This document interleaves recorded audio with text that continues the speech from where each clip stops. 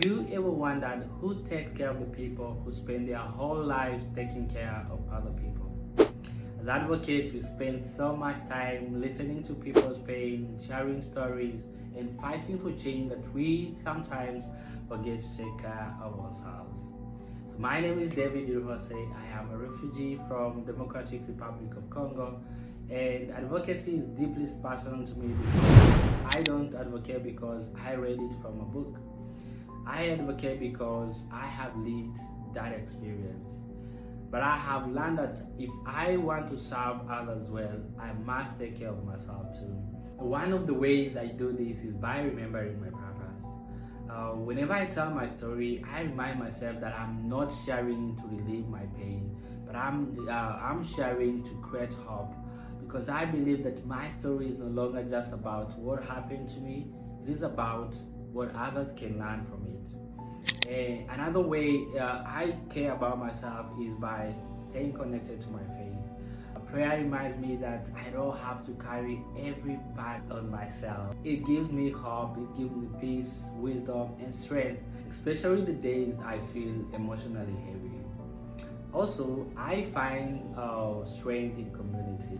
Whether it is spending time with my family, talking to friends, or just working alongside people who share the same vision with me. Yeah, that belief is reflected in the organization that I do lead.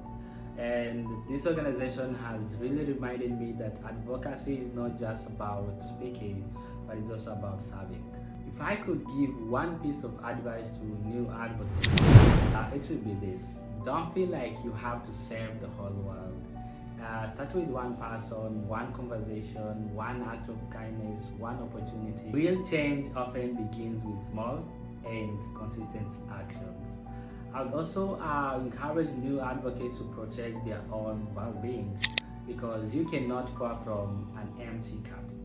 And yeah, so take time to rest, celebrate new small victories, set healthy boundaries, and remember that asking for help is not a sign of weakness, it is a sign of wisdom.